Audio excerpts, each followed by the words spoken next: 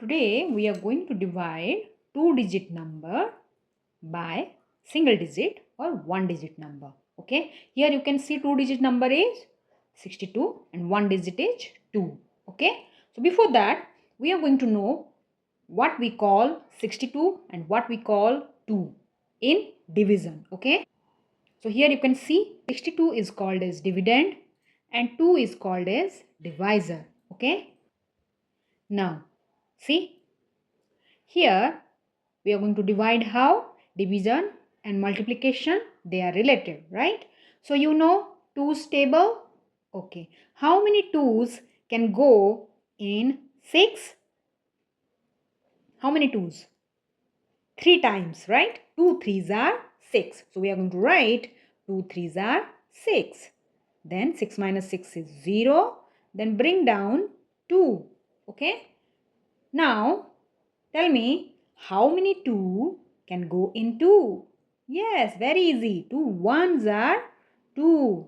So 2 minus 2 is 0. Now, what is this called? And what is this called in division? You must know, right? Now look at here.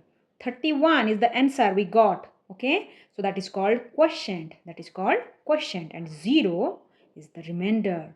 Okay. Now I am going to give you worksheet. Easy one. Okay.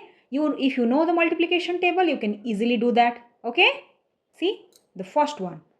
This one is an activity. Okay. Cut and glue division. Okay. 3 divided by 1. So what we got? How many ones can go in 3? 1 3's are 3. So you are going to write here. You are going to cut it and paste it. Now 45 divided by 9. How many 9's can go in 45? 9 5's are 45. That's why we are going to write here, because the quotient or the answer is 5. Very good. Now 55 divided by 11. When comes 55 in 11 multiplication table? Yes, 11 5's are, okay. Now 20 divided by 4.